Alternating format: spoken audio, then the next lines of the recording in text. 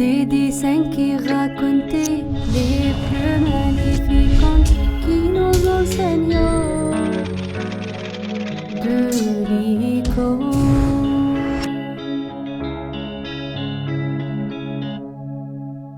Aujourd'hui, notre conte va nous parler d'une belle sainte qui s'appelle la Vierge Sainte Damiana. Elle est habillée en rouge, ce qui symbolise qu'elle était la fille d'un roi. Son père s'appelait Morcos et il était le chef de deux villes, les Borolos et Elzapharan. Elle est habillée aussi en bleu, ce qui symbolise le ciel, parce que Sainte Damiana regardait toujours vers le ciel et voulait être avec notre Seigneur dans la vie éternelle. Nous voyons avec elle 40 vierges dans l'icône. Elles ont aimé notre Seigneur comme elle.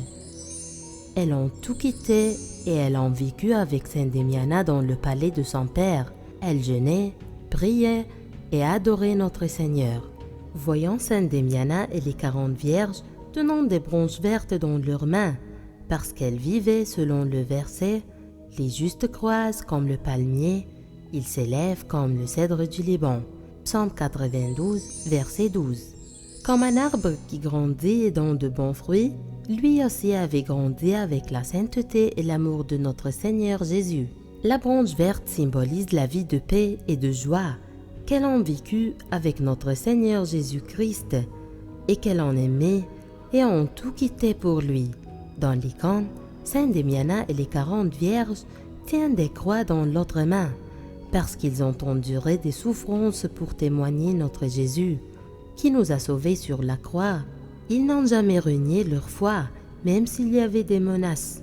Et le Seigneur était avec eux tout le temps et les encourageait et le renforçait jusqu'il aille la couronne de martyr.